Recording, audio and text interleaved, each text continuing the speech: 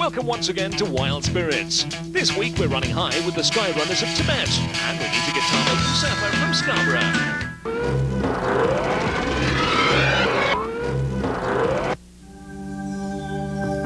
Of all of the countries in the world, surely one of the most remote and fascinating is Tibet, which for hundreds of years spurned any contact with the outside world.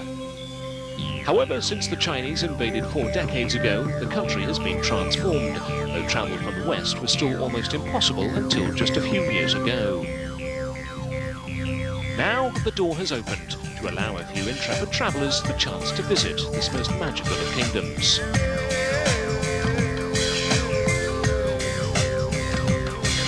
But amongst the tourists this year is a band of very special athletes who've come here not just to see the sights. Martin Rodriguez, all the way from Mexico, is one of a group of Skyrunners who arrived in the capital Lhasa to acclimatise for what will be one of the highest running races on Earth.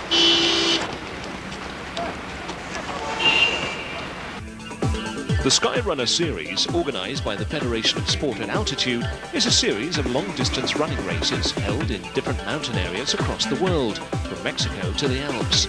The Tibetan event, though, is surely the toughest of them all.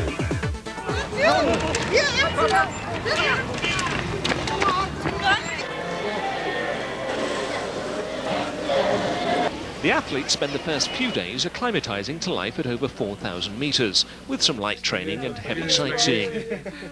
The Patala Palace, Yongkang Temple and the few remaining monasteries on the outskirts of the city provide a poignant reminder of the old Tibet, which is in sharp contrast to the rash of modern architecture now swamping the central districts. Once the athletes' metabolisms had had a chance to adjust, the serious work began. At a training ground on the outskirts of Lhasa, all the competitors undertook a Cooper test, where they were required to run flat out for 15 minutes while wired up to a heart rate monitor.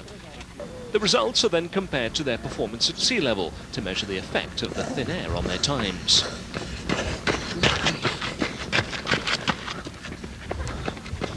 Matt Carpenter soon put his cards on the table with a blistering display of power that left the other competitors, mainly Italian and local Tibetan, in his wake.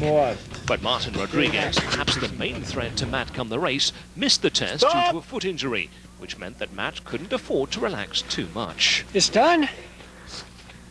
The journey from Lhasa to the race site is every athlete's worst nightmare. 3 days of dirt track roads, landslides, dust, petrol fumes and local food. The trip is not very easy. The distance is very long. The road is not good. The China people work to do a good road, but the environment is too strong, and the trip is always very difficult.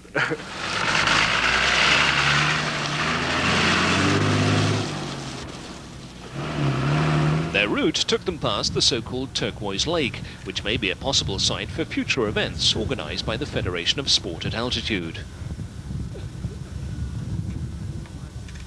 The journey is long and hard, and unless they're prepared for it, can take a heavy toll on the athletes.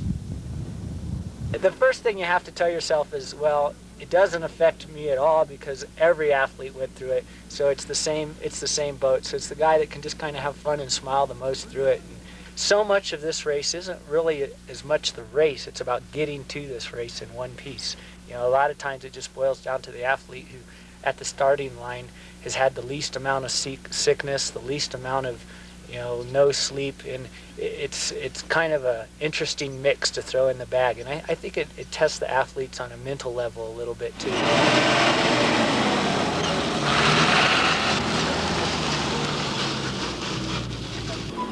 2 days out from Lhasa and the Skyrunners were stuck in the mud, a rerun of their last trip to Tibet.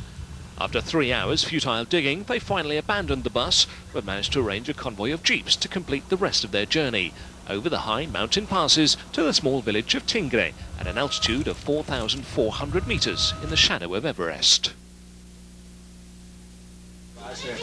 One improvement the Skyrunners enjoyed over previous trips was a new hotel close to the race site, and after a hearty breakfast and in perfect weather conditions, they headed for the start. At this altitude, temperatures drop well below freezing at night, while during the day the athletes must endure extremely high levels of UV. That means sunblock is the first essential. The only Englishman competing, Hugh Jones, is also here as the official course measurer. And after plotting the course the day before, it's his responsibility to ensure that they run the full marathon distance of 42.195 kilometres. Despite travelling so far over such difficult terrain, all of the athletes have made it to the start line without serious upset, except for one of the favourites, Martin Rodriguez, who missed the Cooper test in Lhasa thanks to a persistent foot problem. He's in the starting lineup, but is still clearly concerned.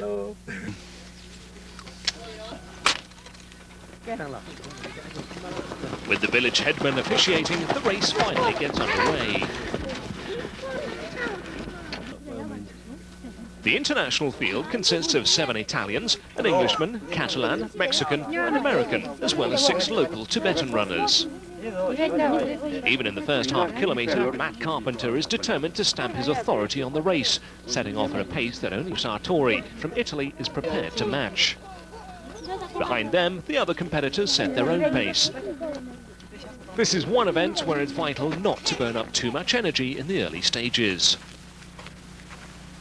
As they head to the 5-kilometre mark, the field quickly becomes strung out, with Matt Carpenter leading the way, having soon shrugged off the challenge of Sartori. Over this section, he's averaging under 4 minutes a kilometre, an exceptionally fast pace, and well inside his previous time on this course. Behind him, in second place, is Martin Rodriguez, who, despite the concern with his foot, is running well, and is just 1 minute 20 off the pace. Next, and in third, is number 2, Stefano Sartori, who settled back into a more comfortable pace. And he's closely followed by the sole British representative, Hugh Jones, an athlete with a long and highly successful career as a distance runner at lower altitudes.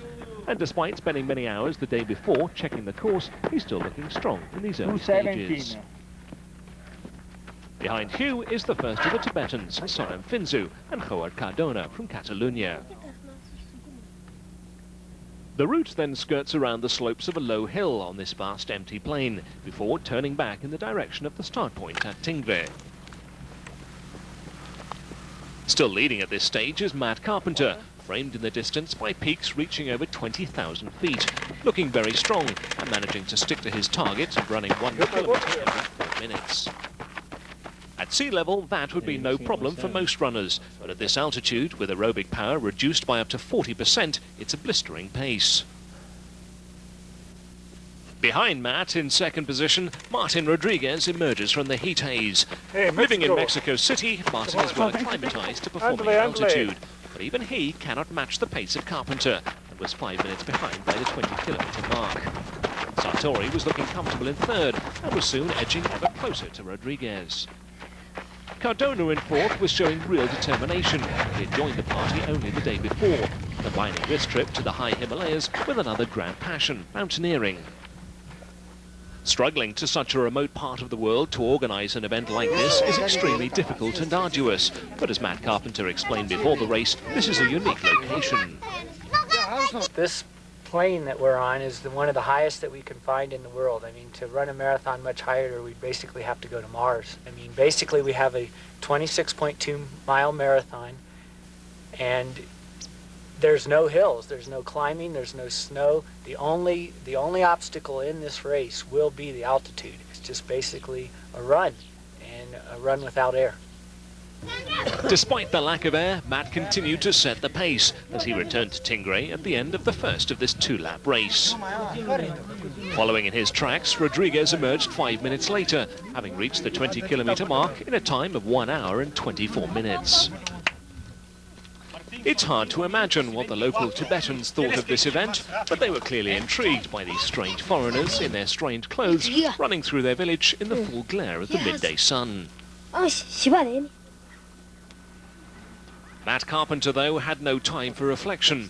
It takes great concentration to pace yourself correctly for a sea-level marathon, but here at 4,400 metres, with the brain starved of oxygen, it's all the harder.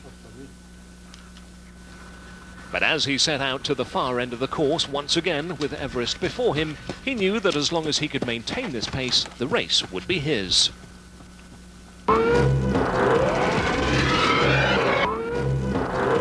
us in part 2 to see if Matt Carpenter can make it 5 out of 5 in Tibet.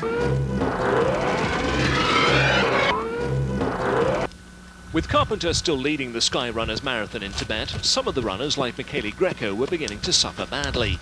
A victim of the heat and the thin air, he pulled up at the halfway stage. Still holding on to his second position, Martin Rodriguez was also beginning to slow up a little.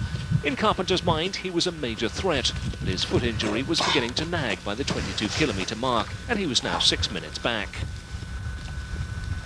Stefano Sartori was another 4 minutes back in third, but going very strongly in fourth was Juan Cardona. So the remaining competitors set off for their second trip around the hill at the far end of the course, before turning back for the final leg and the finish line. Yep. After another 45 minutes in the heat and the dust, Matt Carpenter emerged on the final run to the line, having extended his lead still further. While behind him, Rodriguez found himself overhauled by Stefano Sartori. At the finish line, set up on Tingri's main strip, the whole village was waiting expectantly. The question was now not who would win, but how much Carpenter could shave off his previous best on the same course. Finally, the end was in sight, and after a grueling 26.25 miles, Matt Carpenter crossed the line with a record time of 2 hours, 52 minutes and 57 seconds.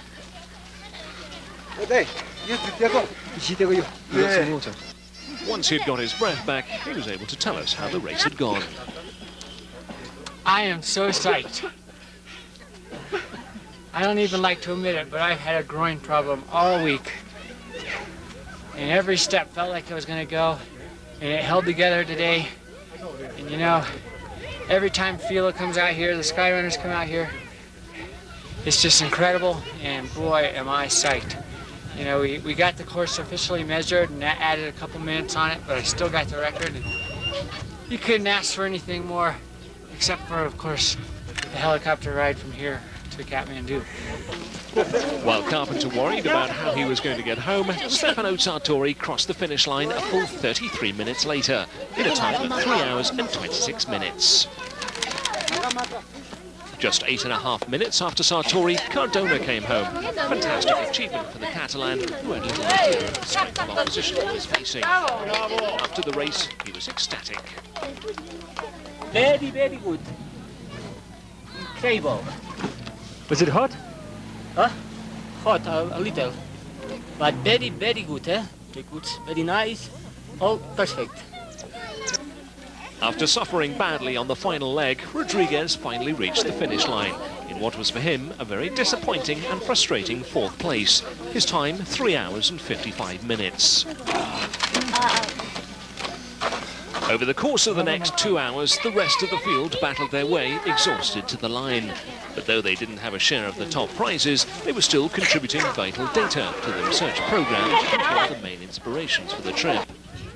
After crossing the line, the athletes were quickly shepherded to the research team's tent, where they underwent a series of tests to determine whether the physical effort of performing at this altitude could result in temporary or even permanent damage to the brain or the body.